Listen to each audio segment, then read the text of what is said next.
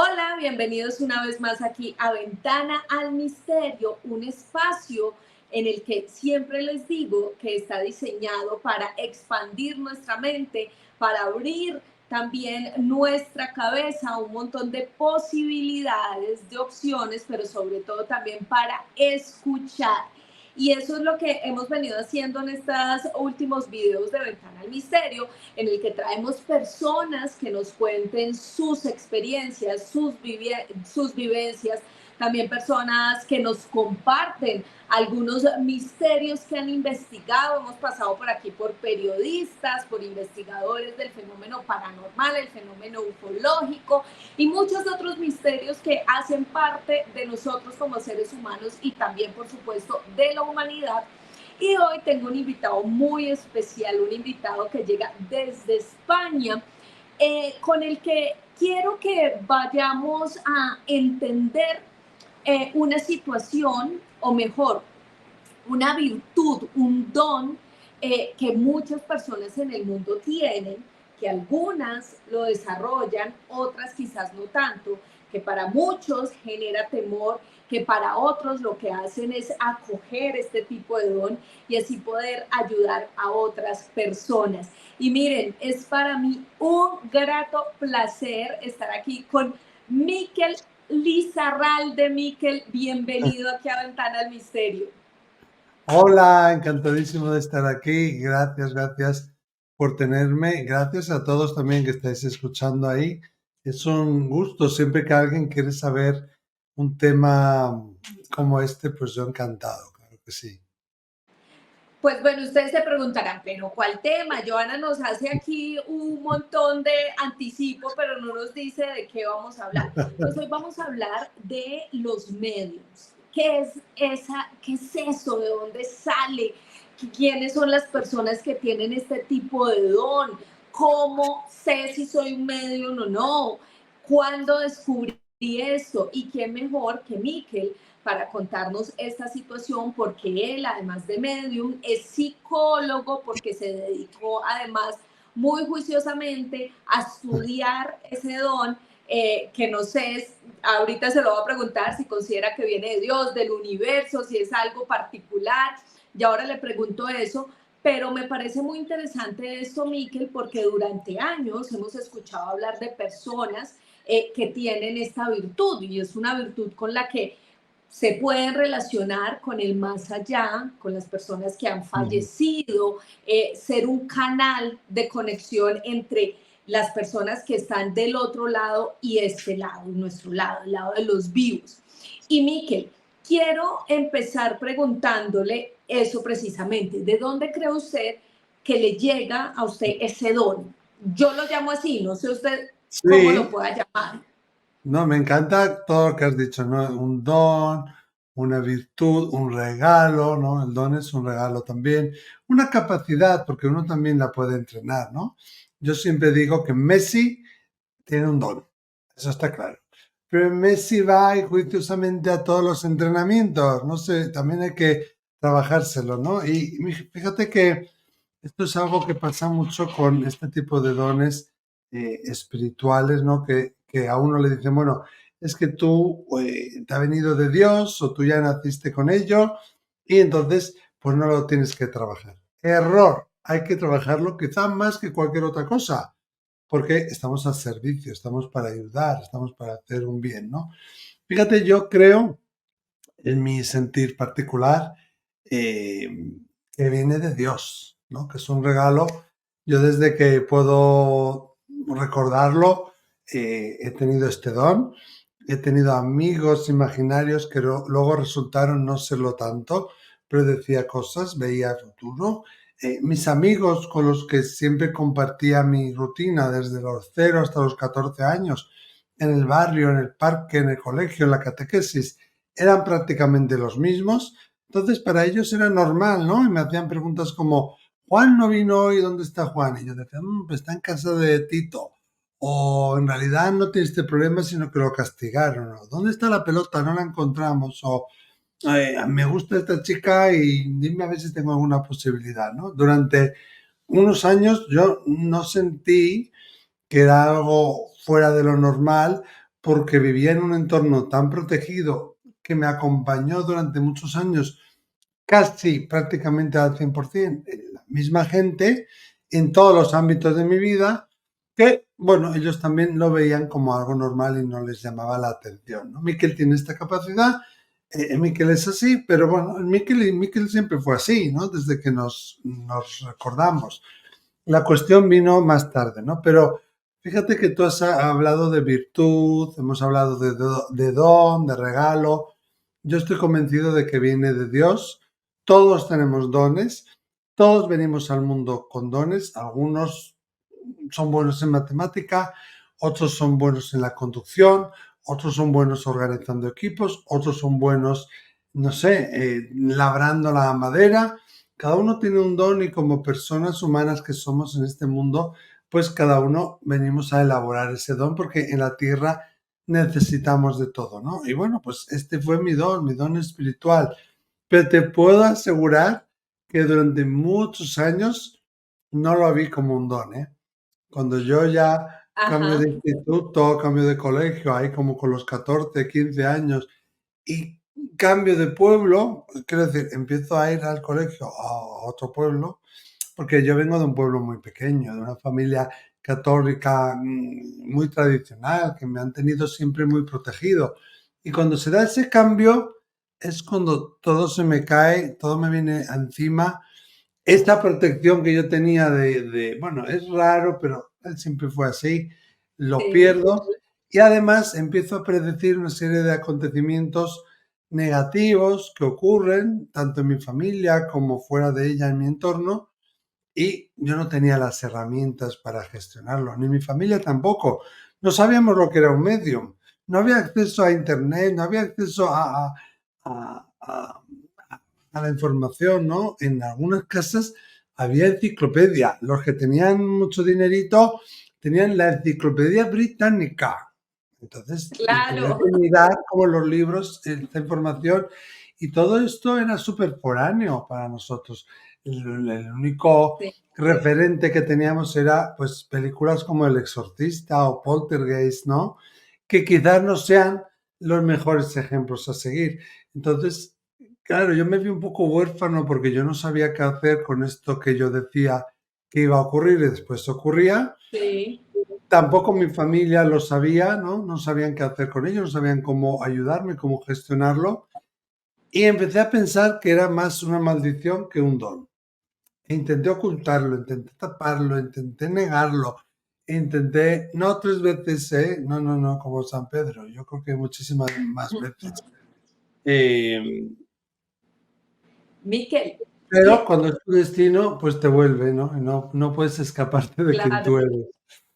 Claro, Miquel, y ya usted nos hace un abrebocas de todo eso que le sucedió y quiero que vayamos de a poquito, porque usted en uno de sus libros, que además es buenísimo, que es El diario de un medium, cuenta exactamente cómo fue desarrollando ese don, cómo hizo para aceptarlo, porque como muy bien lo decía al inicio, era normal porque su Ujú. contexto, es decir, su Mm, familia, sus amigos cercanos, los niños con los que compartían sí, en la escuela primaria, pues digamos que no lo veían como extraño, pero claro. con el pasar de Eso los años y además con las predicciones, por decirlo así, que usted hacía, pues esto se fue convirtiendo en una situación un poco más compleja.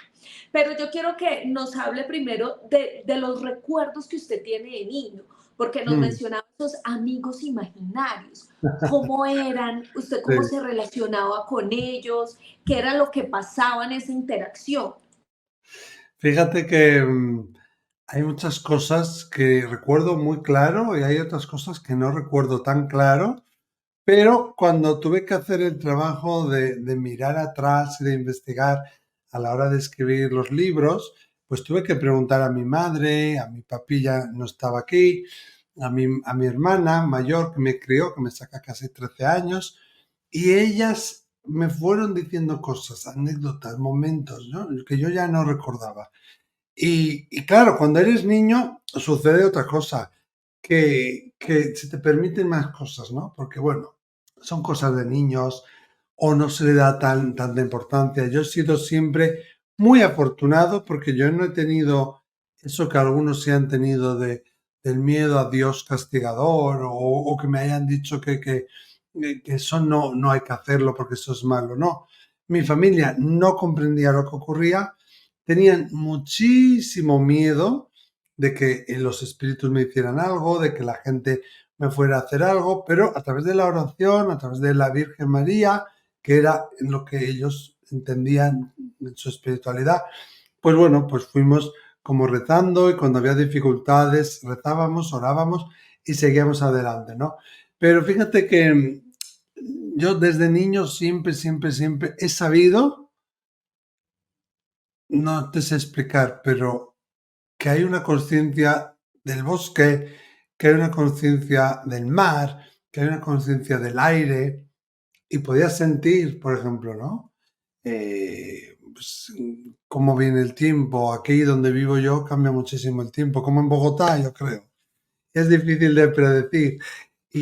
Pues yo sentía como el enfado y a veces cosas como una guerra inminente o un estallido social de algo que iba a ocurrir, que en el País Vasco en los años 80 políticamente fue muy convulso, pero además siempre tuve como una conexión muy fuerte con los animales, en especial los perros, ¿no? Y eso fue un poco como mi refugio, cuando sentía que me embriagaban las emociones de los demás o las situaciones, digamos, del entorno más cercano, pues buscaba refugio en el campo, en la montaña, en los animales. Yo siempre he tenido amigos imaginarios que me acompañaban. Me acuerdo de un perrito blanco que no se parecía en nada a Milú, pero como yo leía Tintín y me gustaban los cómics de Tintín, pues yo lo llamaba Milú. Hasta que un día me di cuenta que nadie más veía a este perro, que solo lo veía yo, ¿no? He tenido muchos niños, adultos que me visitaban. Me acuerdo, fíjate, una vez que un vecino, nosotros vivíamos en el tercero, pues del primero, uno que vivía 2 pisos más abajo, yo venía del colegio, siempre me daban caramelos, siempre me daban dulces, era un matrimonio que tenía una hija mayor y me querían a mí de una forma especial y me esperaban, ¿no? Entonces, mientras yo subía las escaleras, me daban un dulcecito, un caramelito, algo, ¿no? Y yo recuerdo que le miré al marido, que me estaba dando un dulce similar a un bocadillo de ahí de Colombia, y yo vi como todo su corazón se hacía como de cartón piedra. Y le dije, uy, vamos a decir Ignacio, ¿no? Uy, Ignacio, el corazón lo tienes mal. Bueno, con un niño de 6 o 7 años, mejor vete, Claro. sí, mejor vete, mientras me comía el bocadillo, mejor vete al médico que te lo miren, porque ese corazón no aguantará mucho tiempo. Y fíjate que a los 2 o 3 días ese hombre empezó a sentir los típicos síntomas de que le dolía el brazo, del hormigueo, del dolor en la espalda, y se acordó de lo que yo le dije y corrió al hospital y lo atendieron rápidamente porque él dijo, creo que me está dando un infarto. Y precisamente la rapidez y la celeridad por la cual él actuó le salvó la vida, ¿no? Y él Pero dijo qué que... particular, porque es eso, Sí. Miquel, o sea, un niño que le está diciendo a un adulto, cuidado con eso, y después este adulto empieza a tener síntomas. Claro. Yo sí quisiera preguntarle, cuando tú le dijiste eso, ¿cuál fue la reacción de él? Se reían, como este niño tiene mucha imaginación. ¿Qué cosas dice el niño? Claro, yo no sé lo que es un infarto en esta época, yo no lo puedo describir. Yo le decía, tu corazón no está bien, es como de cartón, es como de cartón, se va a romper, ¿no? Le decía yo, mientras me comía el bocadillo, pero gracias a que yo le dije eso, que pasa mucho con la mediunidad, cuando viene un mensaje del espíritu, tú sientes como una cosa aquí en las entrañas que lo tienes que decir, que lo tienes que expulsar, que no puedes guardártelo, que se apodera de ti, ¿no? Y yo me pasaba eso de, no quiero decirlo, pero me sale, ¿no? Y el hombre dijo, ¿no? Gracias a que Miquel me dijo eso, yo fui al hospital y si no hubiera ido y hubiera muerto, ¿no? Y así me pasaban muchísimas cosas. Había gente, yo era muy rubio, muy bonito, sobre todo en verano me ponía como albino y todo el mundo me tocaba el pelo. ¡Ay, qué niño más rubio! ¡Ay, qué niño más rubio! Y había gente que cuando me tocaba, pues con 8 años, con 7 años, con 10 años, yo me hacía así. Me ponía la cabeza así para abajo y me hacía así. Y me preguntaban, ¿pero qué haces, no? Mis amigos, mi madre, mi familia, ¿qué haces? Yo decía, no, me estoy sacando la mala vibración de ese hombre. Y Wow. había gente con la que no y había gente con la que sí, ¿no? Me acuerdo particularmente un hombre que, que después a los años, que yo nunca quise ir cerca de él, y que después a los años se descubrió que era un pederasta, ¿sabes? Y así me han pasado Súper muchísimas fuerte. cosas. Sí, yo tenía que caminar desde mi colegio hasta mi casa, un camino largo de más de 1 kilómetro, donde yo tenía en un lado la carretera, al lado de la carretera estaban las vías del tren, el río y fábricas. En este lado derecho tenía más fábricas y casi no había nunca nadie. Hoy en día no lo harías así, pero entonces íbamos caminando solos a todos los sitios, ¿no? Y muchas veces ese era había este dueño, este señor era dueño de un bar, que era el último bar, y muchas veces nos parábamos ahí pues a pedir un vaso de agua o a ir al baño o algo así, porque ya después no había nada hasta llegar a la casa. Y a veces era un trecho largo que no podías esperar. O había gente que con el frío se metía allí a tomar un café. Pues yo, cuando iba solo, nunca, jamás me metía ahí y podía estar muriéndome de sed, que jamás, jamás, jamás. Tenía como ese instinto, ¿no? Ese tipo de cosas me han pasado mucho. Me acuerdo también, claro, era una España muy católica, muy ferviente.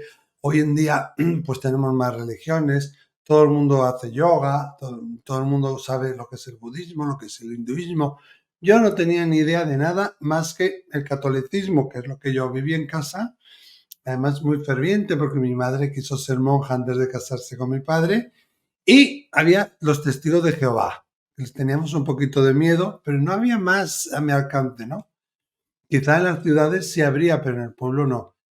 Y yo solía jugar con un hombre que tenía cuerpo de elefante.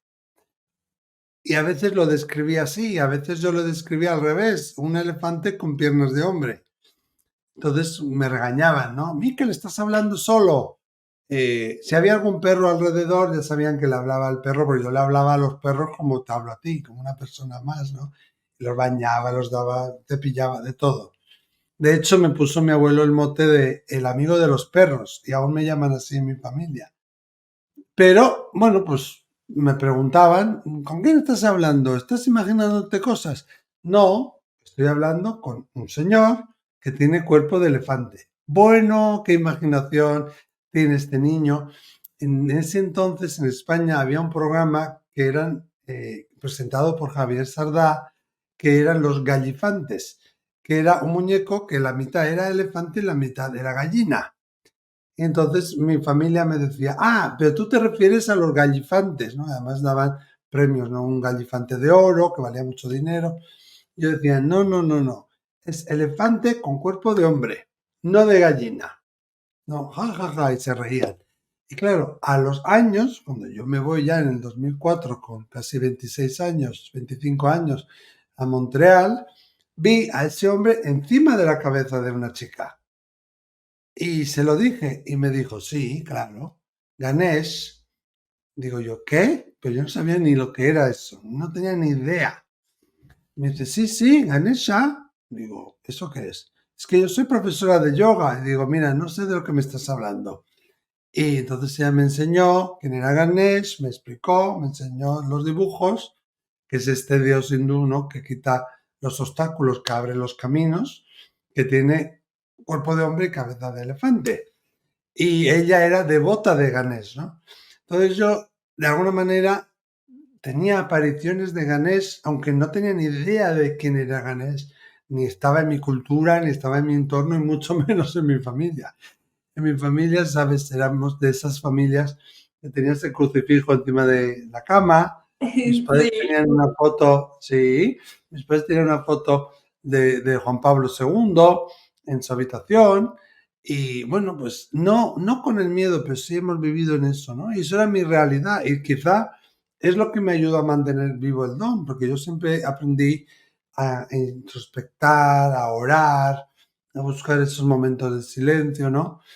Y he tenido muchos amigos que me acompañaban en ese camino que yo hacía del colegio a la casa, que a veces lo hacía solo y pues fíjate, pues en verano no, pero en invierno oscurece temprano, cuando salías del colegio pues ya estaba oscuro igual y no teníamos el concepto quizá de peligro de ahora, pero siempre había gente, ¿no? Y luego descubrí con el tiempo que varias de esas personas, varias de esa gente que me acompañaban, eran familiares míos que habían muerto antes de nacer yo, cuando yo era muy bebé, y nunca los conocí, ¿no? Claro, Y claro, ¿qué pasó? Que algún coche pasaba de vez en cuando, algún vecino, y decían, ay, es que Miquel habla solo, es habla que solo. Miquel va cantando, es que Miquel hace cosas raras. Imagínate si me hacía así y cosas. Además, yo decía cosas de, pues yo qué sé, cosas raras que no encajaban, ¿no? Un niño normal. Me iba, en lugar de ir a jugar al fútbol, me iba al cementerio porque me gustaba estar allí. No cosas habituales en un niño de la época, ¿no? Bueno, en ningún niño. Y un día, pues debió pasar algo con algunos vecinos y mis padres me reunieron en la mesa de la cocina, que es donde se hablaban las cosas importantes, ¿sabes? Me dijeron, mira, tienes que dejar de hacer teatro. Cuando vayas al colegio no hagas tanto teatro. Porque claro, la gente está hablando, la gente se está burlando. Y yo dije, pues si yo no hago teatro. Sí, porque tú hablas solo y vas cantando y vas haciendo gestos. Y dije, sí, voy hablando y voy cantando, pero es que no voy solo, me acompañan. Y mi madre, en plan retador, me dijo, bueno, ¿y quién te acompaña? A ver, ¿quién? ¿Quién? Y dije, pues no sé quiénes son. Entonces no te acompaña nadie. Dije, sí, pero no sé quiénes son. Y a ver cómo son. Entonces empecé a describirlas. Y con un señor hubo duda, pero con dos personas no hubo ninguna duda. Una era una prima mía por parte de padre que la atropelló un tren cuando yo tenía 2 años y nunca la conocí. Y la otra era una bisabuela mía, una abuela de mi madre, que tenía una peculiaridad, porque tú cuando hablas de una abuela, hay muchas abuelas que son llenitas, pequeñitas, que van vestidas de negro, que tienen un moño, que van con un pañuelo, hay muchas así, sobre todo en España y en países de aquí del Mediterráneo. Pero claro, esta señora tenía una particularidad, que es que en esta mano tenía dos dedos gordos, tenía 6 dedos, tenía dos, aquí era como un dedo y aquí tenía otro dedo, ¿no? Entonces yo la describí y pues yo no sé quién es, pues yo no sé quién es. Bueno, te lo estás inventando, me decía mi madre ya enfadada, me imagino ahora, me imagino que algo le debió de pasar con alguien, que alguien se burlara de mí o algo, no lo sé. Y le dije, pues no sé quién es, pero esta señora tiene aquí 2 dedos y en esta mano tiene 6 dedos. Entonces mi padre y mi madre se miraron los dos así. ¿Qué has dicho? Se paró el mundo y digo, sí, que no sé quién es esta señora, pero mira, tiene muy mal genio y no sé qué. Y creo que algún mensaje le dio, pero no me acuerdo. Y entonces su respuesta, ¿cuál fue? Vamos a rezar a la Virgen. Y ahí yo ya me di cuenta que algo pasó, ¿no? Que esa persona les había impactado, que ese evento era algo extraordinario, ¿no? Pero no fue ese evento, fueron muchísimos. Y así como veía a esa persona, veía a otras que me acompañaban, que interactuaban conmigo, que yo a veces sabía que no era como las personas de carne y hueso, pero no sabía que no eran reales. Algunas otras veces sí. Sí. Sí, me pasaba una Y cosa es que también. Sí, dime, claro, dime. y es que es muy interesante lo siguiente, porque claro, tus papás también en medio del desespero de que la sociedad, sus amigos, la gente, el común, me imagino, en un pueblo En un pequeño en el que pueblo, todo se sabe, y entonces que vayan y te digan constantemente, oye, ¿qué le pasa a tu hijo que va por la calle hablando solo, que va haciendo cosas claro, raras? y los papás en medio de su preocupación y además de querer entender qué es lo que te pasa, porque Sí, seguramente muchas veces pensaron o que estabas enfermo o que sí, estabas imaginándote cosas y que el estaba deseo loco, de seguramente lo pensaron. Pero bueno, sabes que claro, hubo una época, ya más de adolescente, que me llevaron, como decía mi madre, a un médico de la cabeza, por insistencia de un familiar mío que ahora está allí arriba, pero bueno.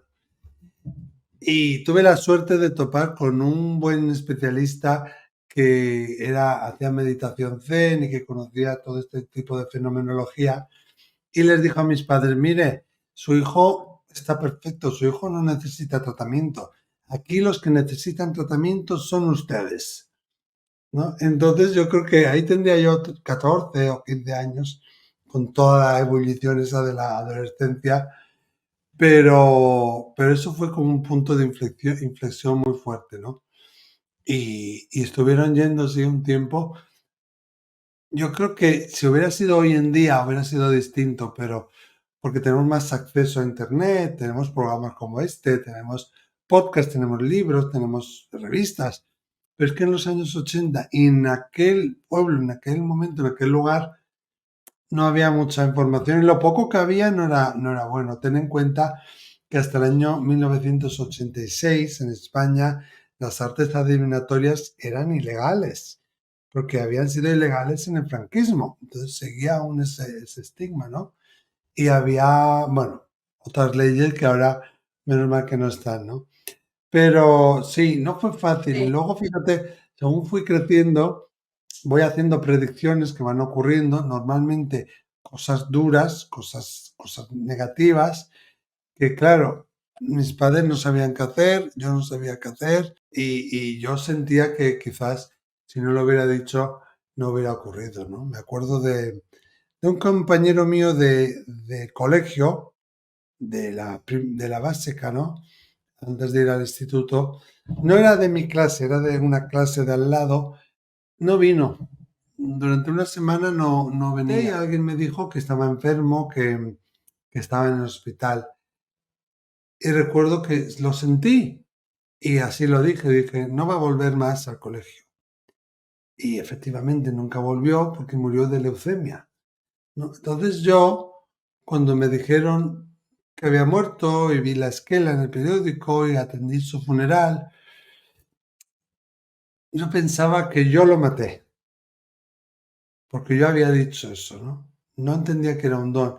Entonces, y ese tipo de situaciones fue creciendo desde los 13 hasta los 18, hasta los 20, y ahí lo intenté tapar, lo intenté ocultar, porque no lo veía como un don, lo veía como un castigo, ¿no? Yo decía, pero yo ¿por qué tengo que tener esto?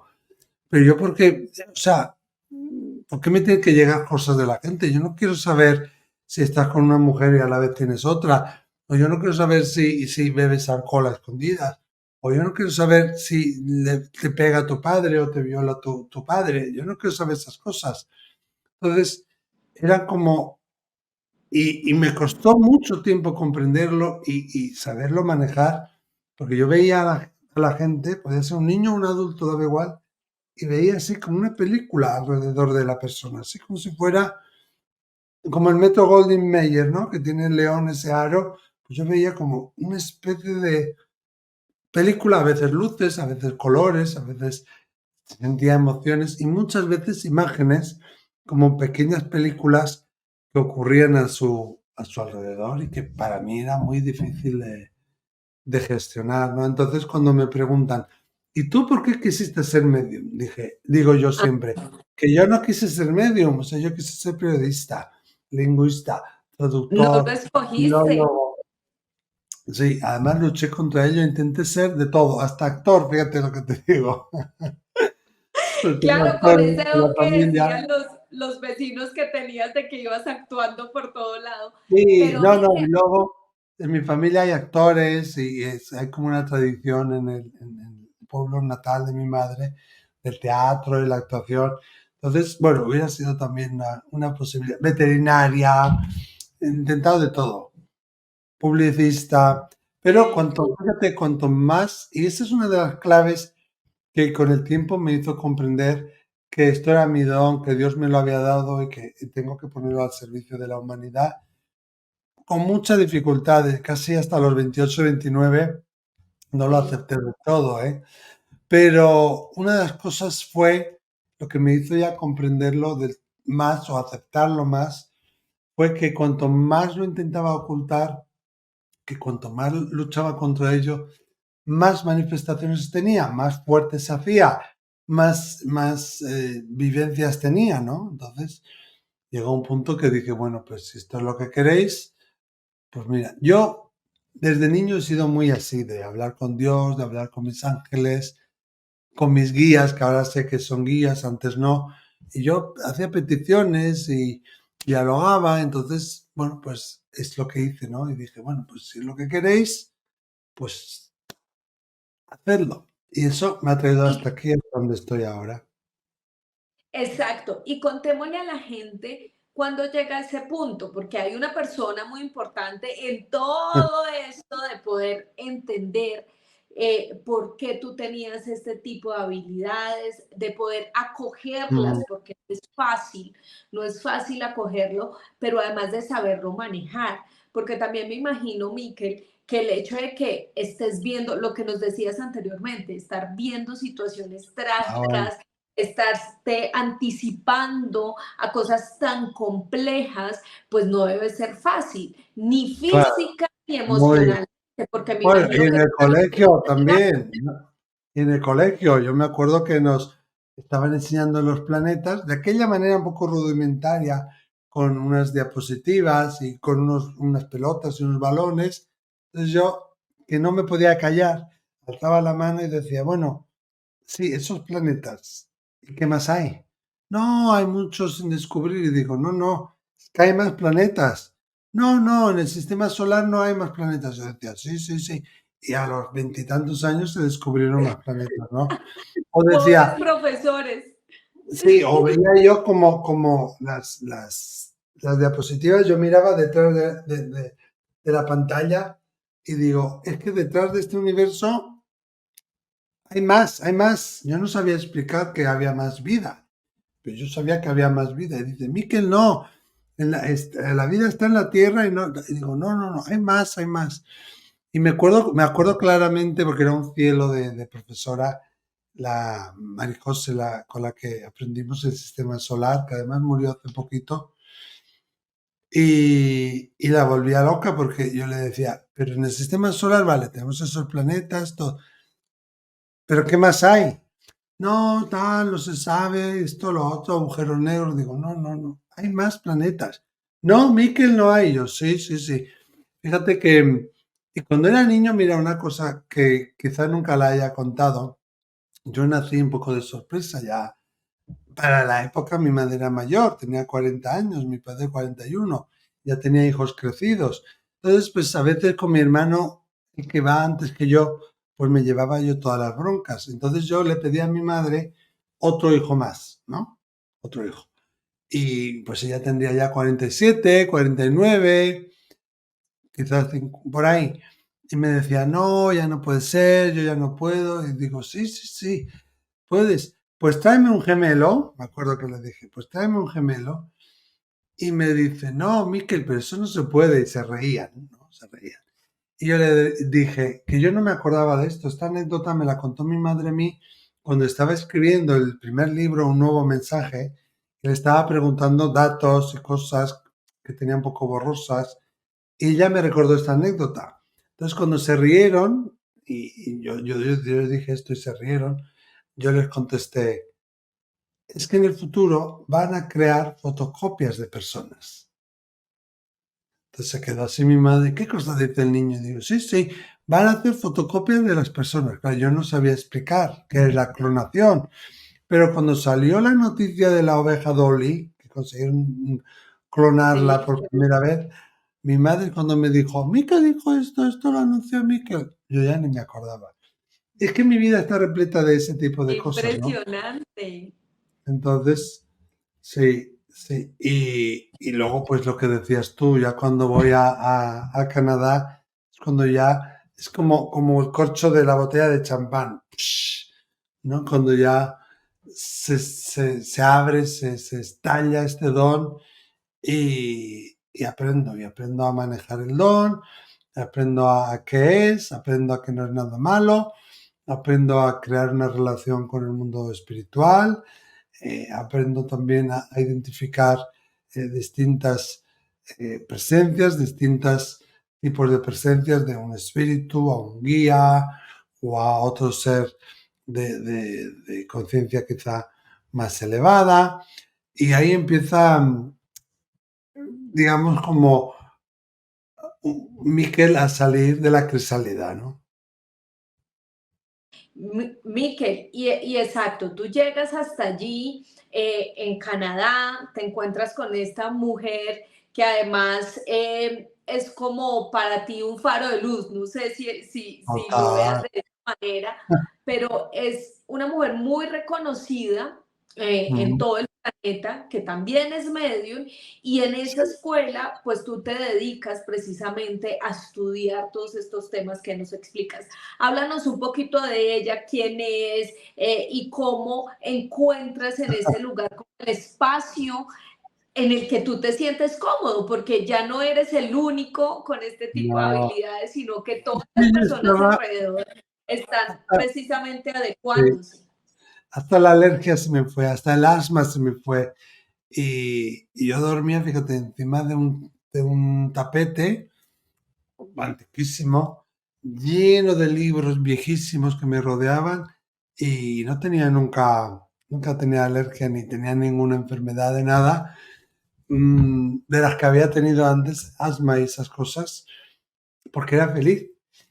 Y como has dicho tú, ¿no? Llegué a un lugar donde de repente yo, mis compañeros de clase, mis compañeros con los que vivo, mis profesores, mis amigos, son todos mediums o son sanadores o son profetas o son visionarios. Entonces fue maravilloso, ¿no? Ella es Marilyn Rosner, mi tía canadiense. Me vuelve loco porque hoy me ha llamado 18 veces desde que descubrió el WhatsApp. Llama y llama y llama. Y a veces solo para decir te quiero, ¿no? Pero creamos un vínculo tan fuerte que yo, bueno, ya tenía las llaves, sigo teniendo las llaves de su casa. eh, Fui para 6 meses. El dinero se me acabó al cuarto mes y me quedé 2 años y medio. Yo no sé ni de dónde me venía el dinero porque mis padres no me podían ayudar. Y bueno, pues Marilyn y su marido me ayudaron muchísimo. Me mudé a su casa, viví con ellos en su casa, trabajaba por las mañanas con el marido ayudándole a mecanografiar un montón de papeles, de ideas y de cosas que tenía él. Y luego trabajaba las tardes con Marilyn y a la noche de las 6 en adelante eran las clases. Y yo era feliz, pues teníamos clases de todo, ¿no? De crecimiento personal, de religión comparativa, de egiptología, pero también de hipnosis, también de astrología, de grafología. Y claro, también había de mediunidad. Fíjate, me acuerdo que los viernes había una clase de Irene Garó, una profesora francófona que ya está en el cielo, y yo no entendía ni palabra de francés. De inglés justo, y francés ahora lo hablo un poquito, pero entonces nada. Pero yo me metía en su clase que era de 7:30 a no se sabe cuándo, 12:30, 1 de la mañana, y yo estaba en sus clases, pero feliz, feliz, feliz de la vida. Disfrutaba muchísimo, me gustaba muchísimo. Fue como eso, ¿no? Como que de repente alguien quitó un corcho que estaba evitando mi evolución y mi crecimiento. Y ver eso, que estás rodeado de gente que no solo lo comprenden, solo lo comparten, no solo te entienden, sino que además practican lo mismo que tú, ¿no? Y con un compañerismo, con un amor, nada de envidias, nada de celos, nada de... Fue muy bonito. Y luego que ellos me acogieron en su casa, ¿no? Su marido vivía en una monjita católica, el marido de ella y ella, los tres, en una casa victoriana. Está cerca del colegio, entonces yo vivía con ellos en su casa. Se Y volvieron familia. Sí, sí, sí. Ella siempre dice, ¿no? Que yo soy, siempre Sí. decía que yo soy su sobrino adoptivo. Ahora se le olvida decir lo de adoptivo, dice, no, es mi sobrino. Y hay gente que piensa que realmente es familia mía biológica, ¿no? Pero Miquel, y es es, familia miren, real, no. como muy bien nos decía hace un ratito Miquel, ella es Marilyn Rosner, que es quizás una de las medios más conocidas Mm. en todo el mundo. Para quienes de pronto no tengan ni idea quién es esta mujer, se volvió además muy famosa porque en ella se inspiraron para hacer la niña de la película Poltergeist, además. No, Entonces, no, no, la medium de la película, no la niña, la medium. sí, la medium de la película de Sí, que va y trabaja con la niña. sí, en algún lugar pone en internet que es la niña, no, pero además si tú oyes la película en versión original, ves a una Ujú. mujer pequeñita y la voz y todo se le parece mucho, ¿no?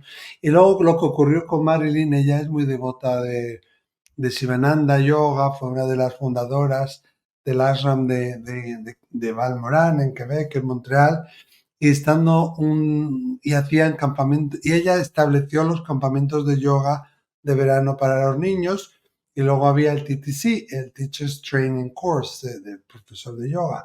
Y estando en el curso internacional donde había cientos de personas de todo el mundo eh, eh, formándose para ser profesor de yoga, ella tuvo una visión y predijo un accidente de avión que iba a ocurrir en los rodeos en las Islas Canarias. Y ahí ya fue cuando se hizo tan famosa, ¿no? Así es. Miquel, bueno, volvamos a lo que es Miquel actualmente.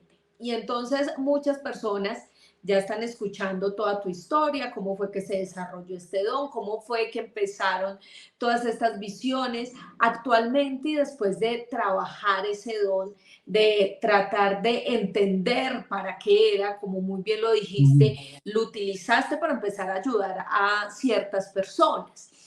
ujú, A mí me causa mucha curiosidad y es cómo hace un medium para controlar ujú. ciertas situaciones. Y me refiero, por ejemplo, en este momento, no sé, voy a ser atrevida y voy a preguntarte algo, pero en este momento tú estás escuchando cosas, viendo cosas, o eso cómo se aprende a manejar, porque no sé si sea una situación que se dé constantemente todo el Sí, tiempo o hay puntos en los que llega, digamos, que esos mensajes, esos seres, que como ya lo decías también, hay un montón de tipologías de seres que se pueden conectar contigo. claro. Claro, es un poco las dos cosas, ¿no? Por un lado, es un proceso constante, no es lo que yo hago, sino es quien yo soy, entonces quien yo soy yo no lo puedo apagar, ¿no? Pero sí que con la formación, aprendiendo a llevar un tipo de vida, incorporando ciertas respiraciones, ciertas mantras, ciertas diálogos, ¿no? Y ciertas, bueno, hábitos de vida, en realidad hábitos de conducta, pues vas como de alguna manera aprendiendo a controlarlo, ¿no? Y luego en el mundo de los espíritus y tú vais creando una relación, con una amistad donde tú vas poniendo los límites, donde tú vas explicando cuándo, cómo quieres que trabajen contigo a través de ti. Pero es verdad que a veces está ese estallido, ¿no? Y algo que a mí me ayudó mucho, ¿sabes lo que fue? La edad.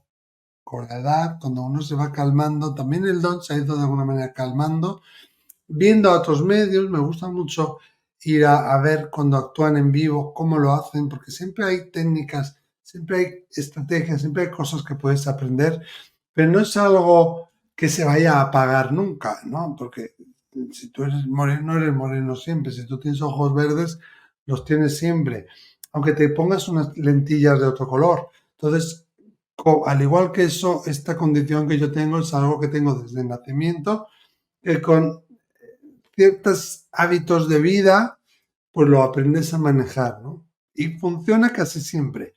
Funciona el 95% del tiempo. A veces viene ese estallido que dices tú y no lo puedes evitar, ¿no? A veces Sí. de cosas más banales, otras de cosas mucho más importantes y Fíjate, hoy mismo he tenido una reunión de vecinos por una tontería, que una fuga de agua que ha habido aquí en la vecindad y 2 pisos más abajo que yo, pues se ha inundado todo y esa persona ha inundado a la de abajo y tal.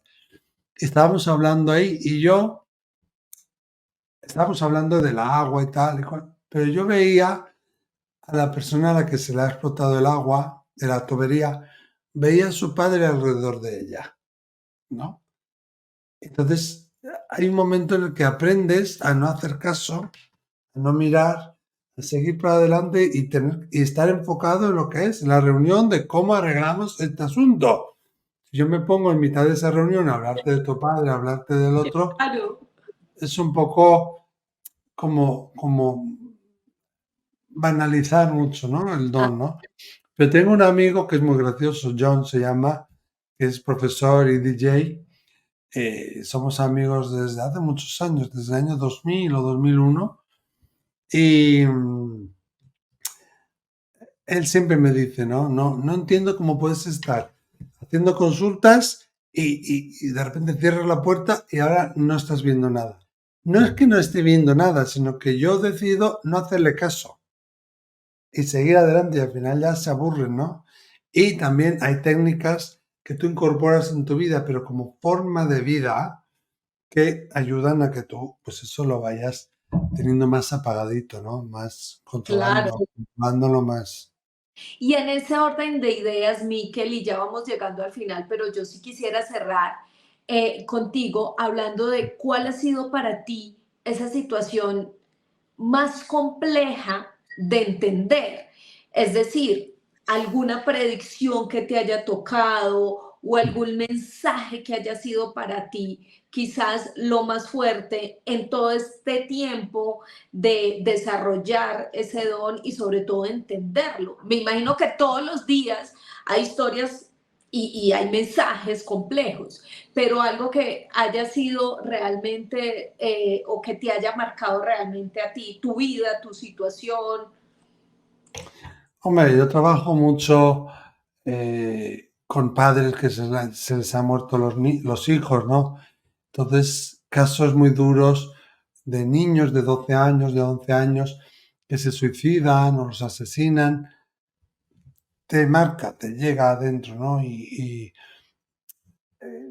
No puedes hacer como que no lo escuchaste, deja una huella en ti. Y creo además que tenemos que intentar tratar esos temas con el mayor cariño, el mayor amor, la mayor compasión posible, ¿no? Y esos me afectan todos los días. O cuando estoy en África con mis niños, que hago un voluntariado junto con Marilyn, estoy intentando seguir el legado que ella comenzó con su marido hace 27 años y de repente se te mueren y eso me afecta mucho. A nivel personal, ha habido varios mensajes. Ha habido varios mensajes de saber, por ejemplo, cuando iba a ser tío, por ejemplo, y de saber también cuando iba a haber un embarazo, pero no iba a ser tío, ¿no? Que no iba a llegar a nacer. A veces pasa esto con los mensajes, sabes a quién, pero no sabes el qué, o sabes el qué, pero no sabes cuándo ni dónde. La información es parcial. Y sí, he tenido varias visiones que me han afectado mucho, aunque intentes relativizar, aunque intentes tomar distancia. Quizá lo más fuerte, lo más doloroso y lo que más me impactó como shock fue cuando en una ceremonia de sudación en Estados Unidos, que me invitaron una heredera de los Dakota, que eso lo cuento en un nuevo mensaje también, y me invitó, me dio el lugar de honor, yo nunca había estado en una ceremonia así, y aquellos cánticos que hacían en su idioma, a mí no me puedes dar tambores, porque de repente empiezo a tener visiones, empiezo a canalizar, empiezo a tener experiencias fuera del cuerpo, tanto que a veces puedo hasta perder el control de mi cuerpo, que se me cambie la voz y tal, ¿no?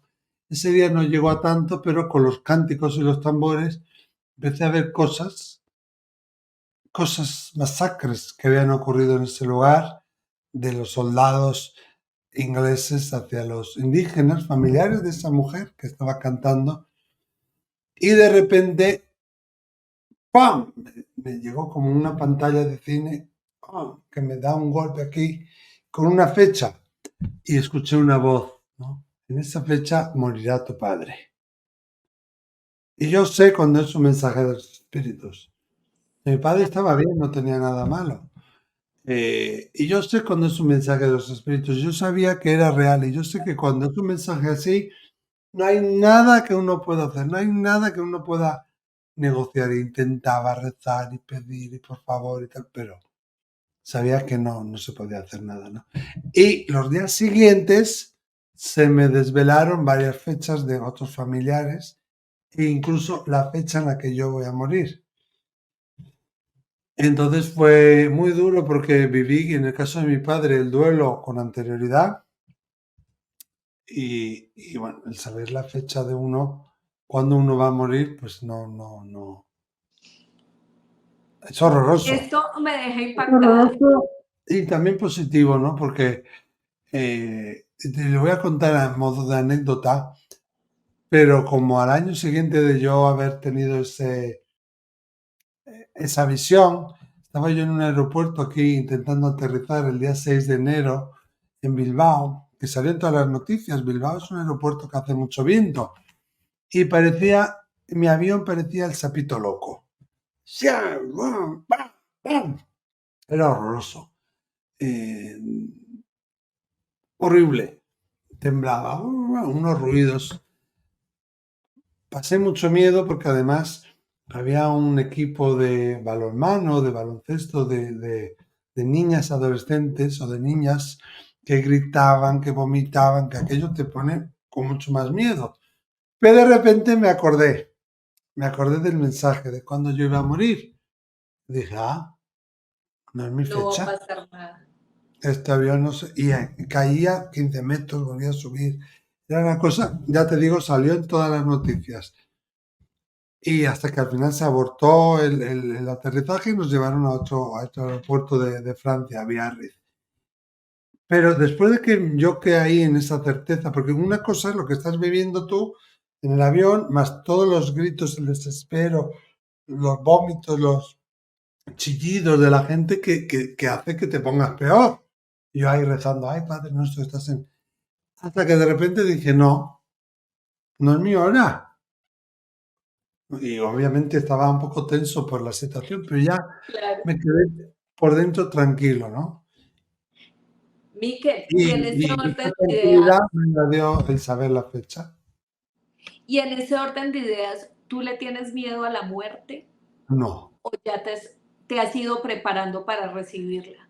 Me he ido preparando y además a raíz de esa fecha, a raíz de ese incidente del avión, me ha quedado como una certeza de que me iré cuando me tenga que ir y como voy a intentar irme con todos los deberes hechos. Eso sí, yo he dejado escrito mis últimas voluntades, que no quiero que me hagan un velorio ni que me lloren. Yo quiero que se haga una celebración de la vida, una gran foto mía ahí, con comida que se bendiga como en los templos hindúes y con la música de la mordidita de Ricky Martin. Y que todo el mundo recuerde la bondad y Me las encanta. cosas que le gustaban de mí. Claro, si es que el mundo de los espíritus no quiere que estemos llorando, porque dicen, pero si estamos bien, si estamos aquí con vosotros, ¿por qué lloráis? Entonces sé que es un poco anacrónico, eh, pero bueno, yo lo tengo por escrito. Sí, es más, fíjate que cuando mi padre murió, mi padre y yo cumplimos años el mismo día. Somos 3 generaciones de la misma familia que cumplimos años el mismo día. Y él murió 2 días antes. Y la víspera fue el entierro, porque aquí se suele hacer muy rápido. Y siempre había una costumbre en el día nuestro de hacer una fiesta con la familia, de que todo el mundo viniera, de que todo el mundo se reuniera, de dar una buena comida, de pasarlo bien, de hacer una excursión. Y yo lo seguí haciendo, ¿eh?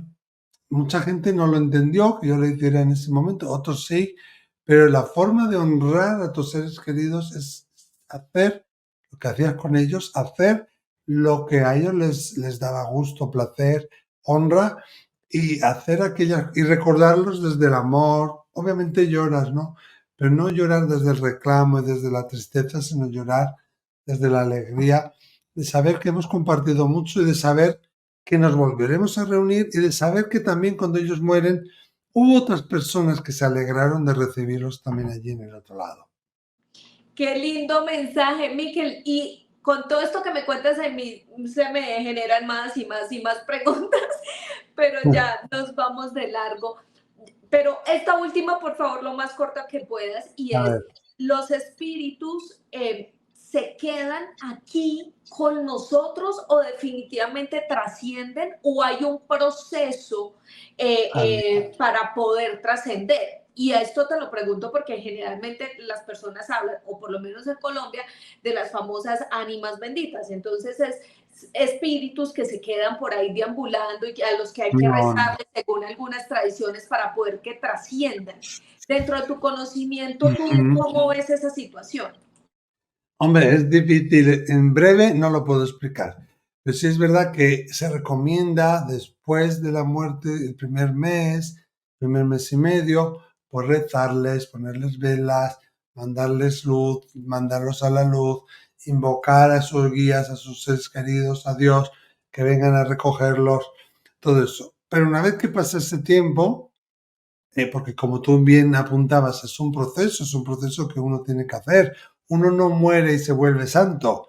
Uno si era un poco atontado, pues sigue siendo un poco atontado, menos porque es la versión mejorada. O si uno era generoso, si uno era hablador, si uno era tímido, no sigue siéndolo, no de repente eres santo, ¿no? Y sí es un proceso donde uno va viendo lo que ha hecho sentir a los demás, lo que ha vivido en la tierra, qué objetivos ha cumplido, cuáles no, qué misiones ha cumplido, cuáles no. Hay un proceso como de desconexión, ¿no? Y después iremos a lo que se llama la luz, ¿no?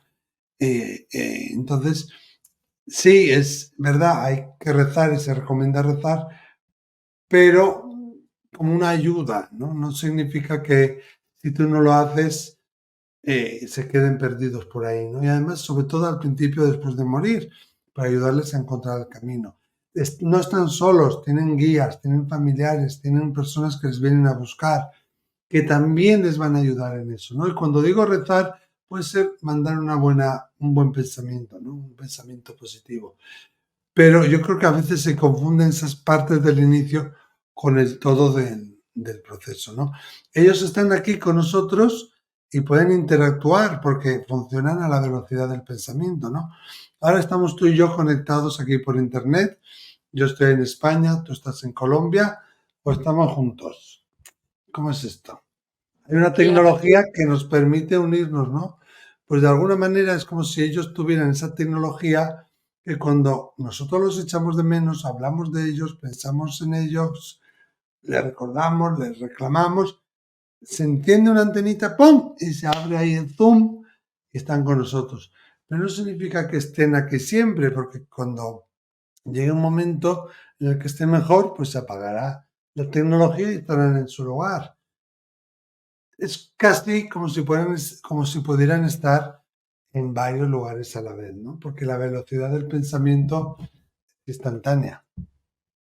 Qué espectáculo esa explicación, súper clara y es muy interesante también para las personas que pues están precisamente en esa disyuntiva de saber qué pasa con sus seres queridos, qué es lo que debo hacer. Gracias, Miquel, por toda esta entrevista tan maravillosa, por contarnos tu historia, por abrir tu corazón. Y me quedo con este mensaje final, que sé que con esa sola pregunta nos hubiéramos quedado durante toda Sí, esta hora sí, sí. hablando. Pero bueno, el tiempo es corto y muchos son los temas para abarcar contigo. Muchísimas gracias. ¿Cómo te pueden encontrar las personas en tus redes sociales? Hombre, lo más fácil es la página web, ¿no? Mi nombre, miquelizarralde.com y luego están las redes sociales. Pero lo más fácil, la página web, miquelizarralde.com y ahí está todo. Bueno, a ustedes muchísimas gracias por estar conectados aquí en Ventana del Misterio. Recuerden, si este video les gustó, pues darle dedito arriba, dejar sus comentarios. Espero todas sus opiniones respetuosas sobre la entrevista de hoy, que de verdad para mí fue súper satisfactoria. Que Miquel abriera su corazón y su espíritu para contarnos de su don, de cómo pudo desarrollarlo para ayudar a otras personas y algunas recomendaciones como la del final para entender un poco cómo funciona este mundo del más allá, de los espíritus, como quieran ustedes llamarlo. Así que por hoy cerramos esta ventana al misterio.